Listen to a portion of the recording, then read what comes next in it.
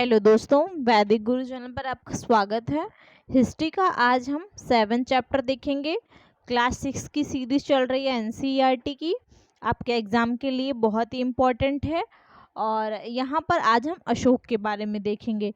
ठीक है, अशोक के बारे में पूरी चर्चाएं करेंगे हम। तो हमारे चैनल पर बने रहिएगा, चैनल को लाइक सब्सक्राइब और शेयर ज़रूर करिएगा।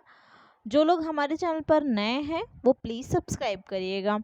ठीक है, तो चलिए हम स्टार्ट करते हैं। यहाँ पर जो है हम अशोक के बारे में पढ़ेंगे। तो अशोक जिस साम्राज्य पर शासन करते थे उसकी स्थापना उनके दादा चंद्रगुप्त मौर्य ने लगभग 2300 साल पहले की थी। ठीक है, कब की थी? 2300 साल पहले की थी। चाणक्य या कौटिल्य नाम के एक बुद्धिमान व्यक्ति ने चंद्रगुप्त की सहायता की थी। चाणक्य के कई विचार हमें अर्थशास्त्र नाम की किताब में मिलते हैं। मतलब चाणक्य ने कौन सी किताब लिखी थी? अर्थशास्त्र लिखा था। ठीक, और हाँ, ये आपके लिए ये पूरा का पूरा एनसीईआरटी बेस्ड है। और आगे हम ये चैप्टर को कंप्लीट करके हम यहाँ पर आज जो है क्वेश्चन आंसर भी सॉल्व करेंगे, इसलिए आप वीडियो को पूरा देखिएगा लास्ट तक। ठीक है, तो देखिए यहाँ पर इसके बाद हाँ हमें यहाँ से ये पता चला कि चाणक्य की बुक जो थी लिखी थी उन्होंने, क्या थी? अर्थशास्त्र से थी। वहीं से हमें इनके बारे में पता चला। साम्राज्य में बहुत से नगर थे। ठीक है, इनमें साम्राज्य की राजधानी पाटलिपुत्र, उज्जैन, तक्षशिला जैसे नगर प्रमुख थे। मतलब इस नगर में जो भी जो है, मतलब इस साम्राज्य में बहुत सारे नगर थे। इस साम्राज्य की राजधानी पाटलिपुत्र, उज्जैन और तक्षशिला जैसे नगर जो है इसमें प्रमुख थे। ठीक है, मेनली इनको लिया जाता था। और जो तक्षशिला था वो कहाँ था? उत्तर पश्चिम में था और मध्य एशिया के लिए आने जाने का मार्ग था। तक्षशिला जो था वो फिलहाल उत्तर पश्चिम में था, लेकिन और ये जो है मध्य एशिया के आने जाने का मार्ग भी हुआ करता था। ठीक है, उज्जैन उत्तरी भारत से दक्षिण भारत जाने वाले रास्ते में पड़ता था। ठीक, उज्जैन जो है वो उत्तरी भारत से दक्षिण भारत जाने के रास्ते में पड़ता था। मौर्य वंश में 3 महत्वपूर्ण राजा हुए। कौन कौन से? पहले तो आपके चंद्रगुप्त, उनका बेटा बिंदुसार और बिंदुसार का पुत्र अशोक। मतलब यहाँ पर वंशावली चलती थी। वंश मतलब एक ही परिवार के सदस्य जो है आगे राजा बनते जाते थे, यही वंश है। मध्य भारत जैसे इलाकों में ज़्यादातर हिस्सा जंगलों से भरा हुआ था।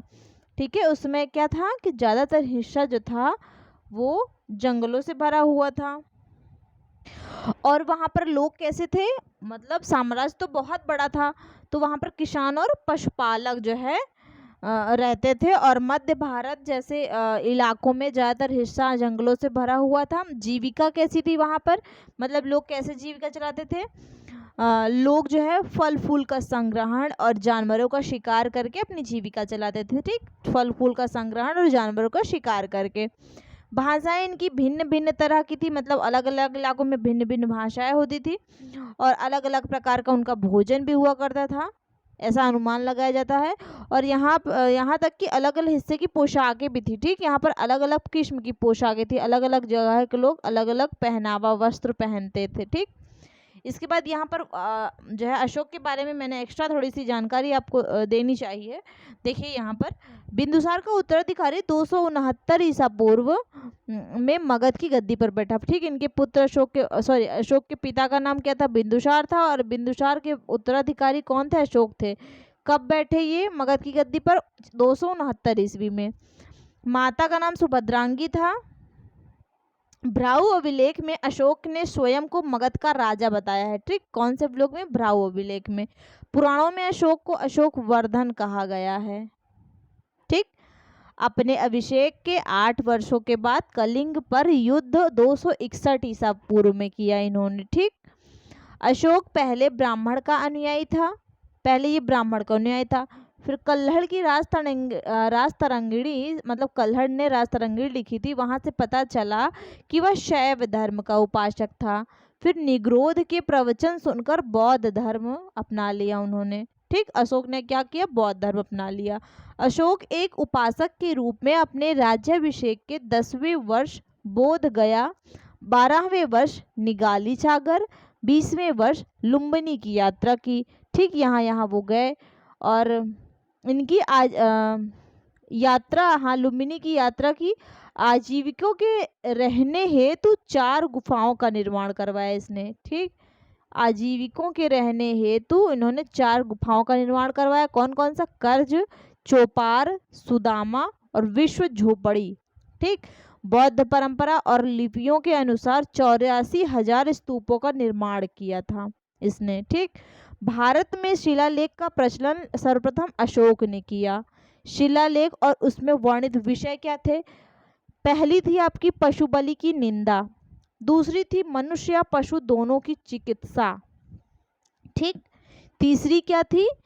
इस राजकीय अधिकारियों को यह आदेश दिया गया कि वे हर 5वें वर्ष के उपरांत दौरे पर जाएं। इसमें कुछ धार्मिक नियमों का भी उल्लेख है, सुनते जाइए आप। 4th नंबर में था कि भेरी घोष की जगह धम्म घोष की घोषणा की गई है। ठीक, और 5वें में क्या था? धर्म महापात्रों की नियुक्ति की जानकारी मिलती है। और 6वें में जो है आत्मा नियंत्रण की शिक्षा दी गई। ठीक, आत्म नियंत्रण की शिक्षा। अशोक की तीर्थ यात्राओं का उल्लेख ये आपका 7वां और 8वां में है। 9वें में है सच्ची भेंट तथा सच्चे शिष्टाचार का उल्लेख है। 10वें में अशोक ने आदेश दिया कि राजा तथा उच्च अधिकारी हमेशा प्रजा के हित में सोचें। 11वें में इसमें धम्म की व्याख्या की गई है। 11वें में, ठीक, धम्म मतलब धर्म जो होता है वो उसी को उस समय धम्म कहा जाता था। 12वें में स्त्री महापात्रों की नियुक्ति एवं सभी प्रकार के विचारों के सम्मान की बात कही गई है। 13वें में कलिंग युद्ध का वर्णन है। ठीक, 14वें में अशोक ने जनता को धार्मिक जीवन बिताने के लिए प्रेरित किया। ठीक, ये रहा इसका। और यहाँ पर देखिए नेक्स्ट आगे, यहाँ पर देखिए कुछ शिलालेख के बारे में, अशोक के शिलालेख यहाँ पर हैं। तो देखिए यहाँ पर कुछ कांधार, लंपक, मनसेहरा, शहबाजगढ़ी, ये आपका जो है आता है जो है पाकिस्तान में। ठीक है, ये जो है आपका मनसेहरा और शहबाजगढ़ी, ठीक है, मनसेहरा और शहबाजगढ़ी, ये जो है आपका किस पाकिस्तान के अंतर्गत आता है और ये खरोष्ठी लिपि में लिखा गया है। ठीक, यहाँ पर जो मिले हैं अभिलेख, जो ये किस में लिखा गया है? खरोष्ठी लिपि में, खरोष्ठी लिपि। ठीक है, मनसेहरा और शहबाजगढ़ी से जो अभिलेख मिले हैं वो किस में है? खरोष्ठी लिपि में लिखे गए हैं। ठीक, इसके बाद जो है ग्रीक एवं अरमाइक लिपि का अभिलेख अफगानिस्तान से मिला हुआ है। ठीक, कौन सा मिला है? ग्रीक और किसमें? अरमाइक लिपि में। अरमाइक लिपि में लिखा हुआ अभिलेख अफगानिस्तान से मिला है। कहाँ से? अफगानिस्तान से। और खरोष्ठी लिपि में मनसेहरा, शहबाजगढ़ी, ये कहाँ पर है? ये आपका फिलहाल पाकिस्तान में है, वहाँ से लिखा गया है। और जो पाए गए हैं शेष जो है वो आपका ब्राह्मी लिपि में लिखे अभिलेख हैं। ठीक, वो किस में है? ब्राह्मी लिपि में है। ठीक, और इनके जो अभिलेख थे उनको 3 जो है भागों में बांटा गया था। अशोक के जो अभिलेख थे उनको 3 भागों में बांटा गया। पहला शिलालेख हो गया, शिलालेख। दूसरा हो गया स्तंभ लेख, और तीसरा हो गया गुहा लेख। ठीक, ये 3 भागों में विभाजित किया गया था। यहाँ पर देखिए कलसी, टोपरा, बहापुर दिल्ली में है। मेरठ में देखिए मिला है लुम्बिनी, रामपुरवा, लौरिया। ऐसे ही यहाँ पर देखिए सांची में गुज्जर, बनगुरिया, सोपारा, सन्नाती, मस्की, ब्रह्मागिरी, येरागुडी, ठीक, जौगढ़, धौली, ये सब जगह जो है मिले हैं। ठीक, इनके अभिलेख यहाँ सब जगह मिले हैं। चूँकि साम्राज्य जो है राज्यों से बड़े होते थे, क्या होते थे? साम्राज्य जो थे वो राज्यों से बड़े होते हैं और उनकी रक्षा के लिए बड़ी सेनाओं की ज़रूरत होती है। इसीलिए सम्राटों को राजाओं की तुलना में ज़्यादा संसाधन की ज़रूरत होती है। इसी कारण उन्हें बड़ी संख्या में कर इकट्ठा करने वाले अधिकारियों की ज़रूरत होती है। ठीक, इसके बाद देखिए साम्राज्य का प्रशासन जो है कहाँ कहाँ तक था। मौर्य साम्राज्य बहुत बड़ा था, अलग अलग हिस्सों पर अलग अलग ढंग से शासन किया जाता था। ठीक, कैसे किया था, अलग अलग हिस्सों पर अलग अलग ढंग से शासन किया जाता था। पाटलिपुत्र और उसके आसपास के इलाकों पर सम्राट का सीधा नियंत्रण था। ठीक, डायरेक्ट कांटेक्ट था उनका। मतलब इसका मतलब कि जो है वहाँ उस इलाके में जितने भी गांव शहर आते थे, किसान पशुपालक ये सब जितने आते थे, ये सब सीधे उनके कांटेक्ट में थे। इस इलाके के गांवों और शहरों के किसानों, पशुपालकों, शिल्पकारों और व्यापारियों से कर इकट्ठा करने के लिए राजा अधिकारियों की नियुक्ति करता था। ठीक, संदेशवाहक एक जगह से दूसरी जगह घूमते रहते थे और राजा के जासूस अधिकारियों के कार्यकलाप पर नजर रखते थे। इन सब मतलब नजर रखते थे, अगर कहीं कोई गड़बड़ कर रहा है तो उसे जो है दंड भी मिलता था। ठीक, इसके बाद देखिए जो राज परिवार एवं वरिष्ठ मंत्रियों की सहायता से सब पर नियंत्रण रखता था। ठीक, सब पर नियंत्रण रखता था। देखिए जो कर इकट्ठा करने के लिए जो अधिकारियों की नियुक्त किया गया था, अगर जो है उसमें अगर राजा के आदेशों का उल्लंघन करता था कोई, तो अधिकारी उनको सजा भी देते थे। ठीक, और यहाँ पर जो अधिकारी थे उनको कोई कोई को जो है वेतन भी मिलता था, और जो संदेश वाहक थे यहाँ पर बताया कि वो हर जगह घूमते रहते थे। ठीक, इसके बाद देखिए नेक्स्ट, मौर्य साम्राज्य के भीतर कई छोटे जो है छोटे क्षेत्र या प्रांत थे। इन पर तक्षशिला या उज्जैन जैसी प्रांतीय राजधानियों से शासन किया जाता था। कुछ हद तक पाटलिपुत्र से इन क्षेत्रों पर नियंत्रण रखा जाता था और अक्सर अक्सर राजकुमारों को वहाँ का राज्यपाल मतलब गवर्नर बनाकर भेजा जाता था। लेकिन ऐसा लगता है कि इन जगहों पर स्थानीय परंपराओं और नियमों को ही माना जाता था। प्रादेशिक केंद्रों के बीच विस्तृत क्षेत्र थे। इनके इलाकों में मौर्य शासक सिर्फ मार्गों और नदियों पर नियंत्रण रखने की कोशिश करते थे, जो कि आवागमन के लिए महत्वपूर्ण थे। यहाँ से उन्हें जो भी संसाधन कर और भेंट के रूप में मिलते थे उन्हें इकट्ठा किया जाता था। उदाहरण के लिए अर्थशास्त्र में यह लिखा है कि उत्तर पश्चिम कंबल के लिए और दक्षिण भारत सोने और कीमती पत्थरों के लिए प्रसिद्ध था। संभव है कि संसाधन नजराने के रूप में इकट्ठे किए जाते थे। ठीक, कैसे नजराने के रूप में इकट्ठे किए जाते थे। जंगल वाले इलाके वाले लोग काफ़ी हद तक स्वतंत्र थे। उनसे यह उम्मीद की जाती थी कि वे मौर्य पदाधिकारियों को हाथी, लकड़ी, मधु और मोम जैसी चीज़ें लाकर दें। कर नियमित ढंग से इकट्ठे किए जाते थे। ठीक, वहीं जो है नजराना जो था वो अनियमित रूप से इकट्ठा किया जाता था, मतलब जब भी संभव हो इकट्ठा कर लिया जाता था। और नजराना कैसे था कि विविध पदार्थों के रूप में प्रायः ऐसे लोगों से लिए जाते थे जो स्वेच्छा से इसे दे, मतलब जो जोर जबरदस्ती नहीं, अपनी इच्छा के अनुसार उनको जो देना हो वो दे सकते थे। अब यहाँ पर देखिए राजधानी में सम्राट मेगास्थनीय चंद्रगुप्त के दरबार में पश्चिमी एशिया के यूनानी राजा सेल्यूकस निकेटर का राजदूत था। किसका? सेल्यूकस निकेटर का राजदूत था। मेगास्थनी ने जो कुछ देखा उसका विवरण दिया। ठीक, यहाँ पर छोटी सी चीज जो है उसने जो देखी वो लिखा है कि सम्राट का जनता के सामने आने के अवसरों का शोभा यात्रा के रूप में जश्न मनाया जाता है। उन्हें एक सोने की पालकी में ले जाया जाता है। उनके अंग रक्षक जो हैं सोने और चांदी से अलंकृत हाथियों पर सवार रहते हैं। कुछ अंगरक्षक पेड़ों को लेकर चलते हैं। इन पेड़ों पर प्रशिक्षित तोतों का एक झुंड रहता है जो सम्राट के सिर के चारों तरफ चक्कर लगाता रहता है। राजा सामान्यतः हथियारबंद महिलाओं से घिरे रहते होते हैं। वे हमेशा इस बात से डरते रहते हैं कि कहीं उनकी कोई हत्या न कर दे। ठीक, इसलिए अगर जो खाना खाते हैं उसको पहले नौकर चखता है। उसके बाद वे लगातार 2 रात एक कमरे में नहीं सोते हैं। और पाटलिपुत्र के बारे में यह एक विशाल और खूबसूरत नगर है। यह एक विशाल प्राचीर से घिरा है। आधुनिक पटना में है, जो पाटलिपुत्र है वो पटना है। ठीक, जिसमें 570 बुर्ज और 64 द्वार हैं। 2 और 3 मंजिले वाले घर लकड़ी और कच्ची ईंट से बने हैं।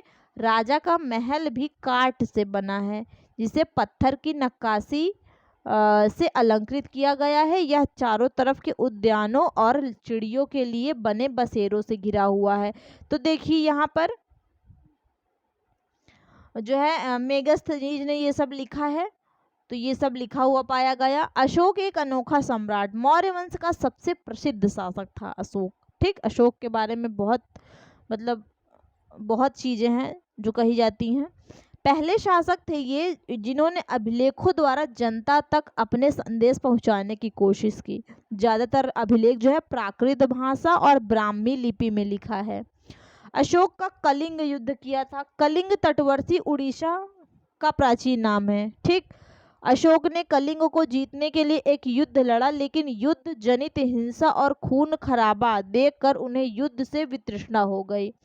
उन्होंने निर्णय लिया कि वे भविष्य में कभी युद्ध नहीं करेंगे।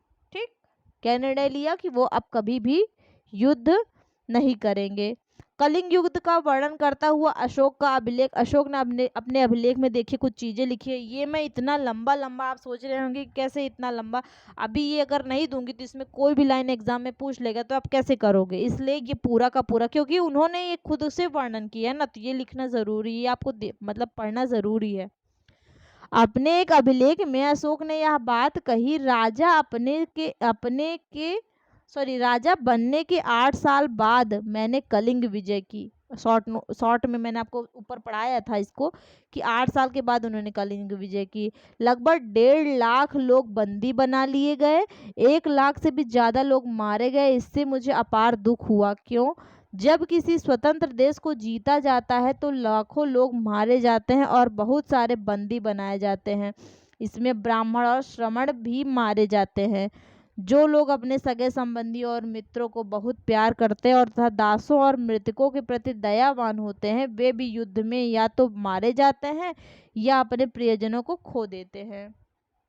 ठीक, इसीलिए मुझे पश्चाताप हो रहा है। अब मैंने धम्म पालन मतलब धर्म पालन करने एवं दूसरों को इसकी शिक्षा देने का निश्चय किया है। मैं मानता हूँ कि धम्म के माध्यम से लोगों का दिल जीतना बलपूर्वक विजय पाने से ज़्यादा अच्छा, मतलब वो ऐसा मानते थे कि हम इजीली जो है उनको मतलब उन पर विजय पा लेंगे।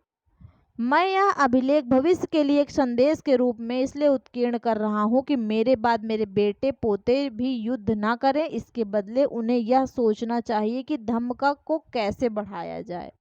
ठीक, अशोक का धम्म क्या था? इसमें देवता की पूजा अथवा कर्मकांड की आवश्यकता नहीं थी। ठीक, ऐसा नहीं है कि बस किसी देवी देवता की ही पूजा करना है या फिर कर्मकांड की जरूरत थी। उनको लगता था कि जैसे पिता अपने बच्चों को अच्छे व्यवहार की शिक्षा देते हैं ना, वैसे ही यह उनका कर्तव्य था कि प्रजा को निर्देश दें। वे बुद्ध के उपदेशों से भी प्रेरित हुए, जिसमें मतलब वो संवेदनशील तो संवेदना थी। साम्राज्य में अलग अलग धर्मों को मानने वाले लोग थे। जानवरों की बलि चढ़ाई जाती थी। देखिए ये समस्याएं थी। ठीक, ऐसी बहुत सी समस्याएं थी उस समय कि साम्राज्य में अलग अलग धर्मों को मानने वाले लोग थे, जानवरों की बलि चढ़ाई जाती थी, दासों और नौकरों के साथ क्रूर व्यवहार होता था, परिवार में व पड़ोसियों के बीच झगड़े होते रहते थे।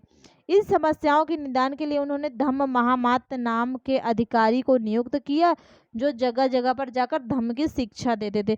मतलब वो जो है अशोक जो है उन्होंने महसूस किया कि जो समस्याएं हैं उनका निदान करना उनका खुद का कर्तव्य है, इसलिए जो है उन्होंने धम्म मात नामक के अधिकारी को नियुक्त किया था।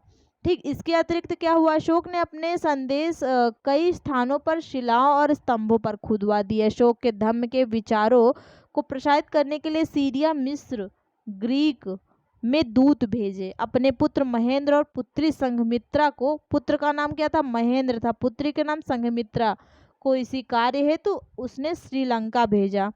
उन्होंने सड़कें बनवाई, कुएं खुदवाए और विश्राम गृह बनवाए। इसके अतिरिक्त उन्होंने मनुष्यों व जानवरों की चिकित्सा की भी व्यवस्था की। ठीक, यहाँ पर देखिए ये उत्कृष्ट पॉलिश वाले पत्थर की मूर्तियां बिहार के रामपुरवा में मिली। अभी बिहार का पेपर होने वाला है ना, क्वेश्चन आ सकता है। मौर्यकालीन स्तंभ का हिस्सा है ये। ठीक, अभी इसे राष्ट्रपति भवन में रखा गया है। यह उस समय की मूर्ति कला का एक नमूना है। ठीक, इसके बाद देखिए अपनी प्रजा के लिए अशोक का संदेश क्या था। लोग विभिन्न अवसरों पर अनुष्ठान करते हैं। उदाहरण के लिए जब वे बीमार होते हैं, जब उनके बच्चे का विवाह होता है, बच्चों के जन्म पर, और जब यात्रा शुरू करते हैं, तब वे तरह तरह के अनुष्ठान करते हैं। ठीक, ये कर्मकांड किसी काम के नहीं, इसके बदले यदि लोग दूसरी रीतियों को माने तो वह ज्यादा फलदायी होगा। जैसे अपने दासों और नौकरों के साथ अच्छा व्यवहार करना, बड़ों का आदर करना, सभी जीवों पर दया करना, ब्राह्मणों या श्रमणों को दान देना, अपने धर्म की प्रशंसा, दूसरों के धर्म की निंदा करना, दोनों ही बातें गलत मानते हैं वो। हर किसी को दूसरे के धर्म का आदर करना चाहिए। यदि कोई अपने धर्म की बड़ाई और दूसरे के धर्म की बुराई कर रहा है तो वह वास्तव में अपने धर्म को ज़्यादा नुकसान पहुंचा रहा है। इसीलिए हर किसी को दूसरे के धर्म के प्रमुख विश्वासों को समझने की कोशिश करते हुए उनका आदर करना चाहिए। ब्राह्मी लिपि जो है वो आधुनिक भारत की ज़्यादातर लिपियां पिछले सैकड़ों वर्षों में ब्राह्मी लिपि से उत्पन्न हुई। यहाँ आप अ अक्षर को अलग अलग भाषाओं की लिपियों में देख सकते हैं। मौर्य साम्राज्य की शुरुआत 2300 साल पहले हुई थी। आरंभिक, ये देखिए आ ऐसे लिखा, देवनागरी में ऐसा लिखा जाता है, बांग्ला में ऐसा, मलयालम में ऐसा, तमिल में ऐसा। ठीक, इसके बाद हम थोड़ा सा देखेंगे। यहाँ पर देखिए लगभग 2200 वर्ष पहले मौर्य साम्राज्य का पतन हो गया। इसके स्थान पर साथ ही अन्य जगहों पर भी कई नए राज्यों का उदय हुआ। पश्चिमोत्तर में तथा उत्तर भारत में कुछ भागों में करीब 100 सालों तक हिंद यवन राजाओं का शासन रहा। इसके बाद पश्चिमोत्तर उत्तर पश्चिम भारत पर शक नामक मध्य एशियाई लोगों का शासन स्थापित हुआ। इसमें से कुछ राज्य लगभग 500 वर्षों तक टिके रहे, जब तक कि शक शासकों को गुप्त शासकों से पराजय नहीं मिली। ठीक, इसके बाद जो है शकों के बाद कुषाणों लगभग 2000 वर्ष पहले का शासन स्थापित हुआ। इसके बाद मतलब आगे की क्लासेस में हम ये सब पढ़ते रहेंगे, इसलिए बहुत ज़्यादा ये यहाँ पर ना देखते हुए हम आगे की क्लासेस में ये पढ़ेंगे। ठीक है, तो यहाँ पर देखिए ये आपको 8th और 9th में सब चीज़ें पढ़ने को मिलेंगी। तो देखिए यहाँ पर फिलहाल के लिए मैंने आपको इतना करवा दिया है। ठीक है, ये आपके एग्जाम के लिए बहुत ही इम्पोर्टेंट है, ये पूरा देखिएगा, स्किप मत करिएगा। इसके बाद हम आइए कुछ क्वेश्चंस देखते हैं। मौर्य साम्राज्य की स्थापना लगभग 2300 साल पहले हुई थी। इसके संस्थापक निम्नलिखित में से कौन थे? अशोक थे, चंद्रगुप्त मौर्य थे, बिंदुसार थे, फिर समुद्रगुप्त थे। तो देखिए इसका राइट आंसर हो जाएगा समुद्रगुप्त। ठीक है, इसके बाद देखेंगे हम नेक्स्ट क्वेश्चन। मौर्य साम्राज्य में निम्न फर्स्ट का आंसर हो जाएगा कौन सा वाला हो जाएगा? फर्स्ट आंसर हो जाएगा बी ऑप्शन, राइट। इसमें आपका बी ऑप्शन राइट। मौर्य साम्राज्य की स्थापना किसने की थी? चंद्रगुप्त मौर्य ने की थी। इसके बाद देखिए मौर्य साम्राज्य में निम्न में से कौन सा नगर उत्तर पश्चिम और मध्य एशिया के लिए आने जाने का प्रमुख मार्ग था? उज्जैन, कलिंग, तक्षशिला, लुम्बिनी। बताइए इसमें से कौन सा आंसर होगा? तो इसमें आपका राइट आंसर होगा तक्षशिला। ठीक है, C option right. Next question हम देखेंगे। चंद्रगुप्त के दरबार में पश्चिम एशिया के यूनानी राजा सेल्यूकस निकेटर का राजदूत था, उसका नाम क्या था?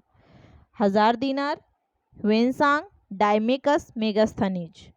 तो इसका राइट आंसर आपका हो जाएगा मेगास्थनीज, डी ऑप्शन राइट।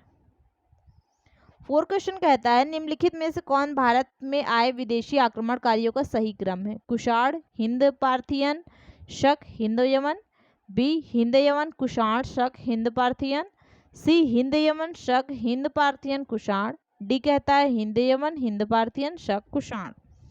तो इसमें आपका राइट आंसर हो जाएगा 4 ऑप्शन, हिंद यवन, हिंद पार्थियन, सॉरी इसमें आपका राइट आंसर हो जाएगा हिंद यवन, शक, हिंद पार्थियन और कुषाण।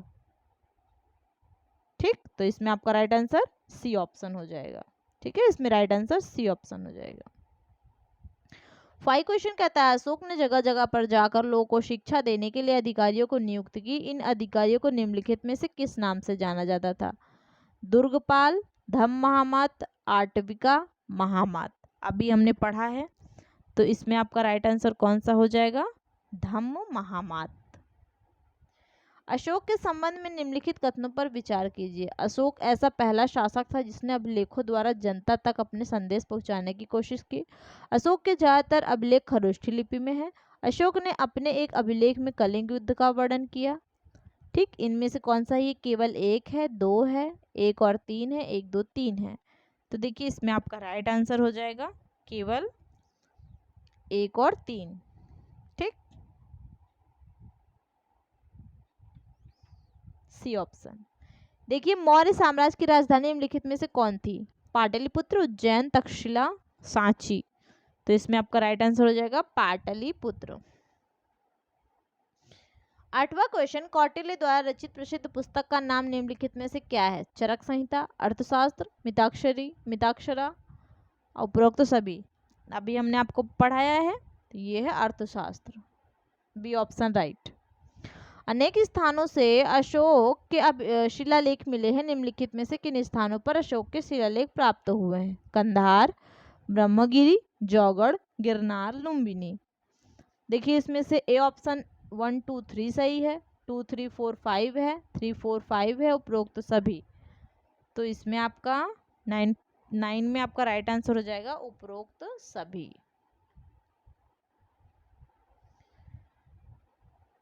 10 क्वेश्चन कहता है कि अशोक ने धम्म के विचारों को प्रसारित करने के लिए अपने राजदूत को निम्न में से कहाँ भेजा? सीरिया, मिस्र, श्रीलंका, उपरोक्त सभी। तो इसमें राइट आंसर आपका हो जाएगा उपरोक्त सभी। 11 क्वेश्चन, मौर्य साम्राज्य में अक्सर राजकुमारों का कौन सा पद दिया जाता था? राज्यपाल, कोषाध्यक्ष, दुर्गपाल, मंत्री परिषद अध्यक्ष। तो देखिए इसमें आपका राइट आंसर हो जाएगा राज्यपाल, अभी आपने पढ़ा गवर्नर। कौटिल्य के अर्थशास्त्र के अनुसार दक्षिण भारत निम्न में से किसके लिए प्रसिद्ध था? कंबल के लिए, सोना और कीमती पत्थर के लिए, लाल संगमरमर के लिए, उच्च कोटि के लकड़ी के लिए। तो इसमें आपका राइट आंसर हो जाएगा सोना और कीमती पत्थर। ठीक, 13 क्वेश्चन देखेंगे जिसने अभिलेखों द्वारा जनता तक अपना संदेश पहुंचाने की कोशिश की। कौन था? चंद्रगुप्त मौर्य था, बिंदुसार था, अशोक था, कनिष्क था। तो देखिए इसमें आपका राइट आंसर हो जाएगा अशोक, सी ऑप्शन राइट। ठीक, तो यहाँ पर कुल 13 क्वेश्चन आपके रहे, और मतलब आपको थोड़े छोटे से वीडियो में मैंने सब कुछ देने की कोशिश की, पूरा कंटेंट भी दे दिया आपको, आपका क्वेश्चंस भी करा दिया है। तो आप हमारे वैदिक गुरु चैनल पर बने रहिएगा, चैनल को लाइक, सब्सक्राइब और शेयर ज़रूर करिएगा। और आज के लिए इतना ही, बाकी का नेक्स्ट क्लास में करेंगे। धन्यवाद। और ये आपके हर एग्ज़ाम के लिए, चाहे वो बीपीएससी हो, चाहे वो सीटेट हो, चाहे वो टेट हो, यूपी टेट हो, ठीक, हर किसी के लिए वो इम्पोर्टेंट है, चाहे वो सुपर टेट हो, हर के लिए इम्पोर्टेंट है, बहुत इम्पोर्टेंट है। ठीक, और बाकी अगर कहीं हर जगह जो है एनसीईआरटी आता है, हर स्टेट में आता है, तो उसके टेट के लिए भी बहुत इम्पोर्टेंट है, क्योंकि एनसीईआरटी तो आता ही आता है हर जगह। ठीक, तो ठीक है, आज के लिए इतना ही, बाकी का नेक्स्ट क्लास में करेंगे। सब्सक्राइब और लाइक शेयर करना मत भूलिएगा। धन्यवाद।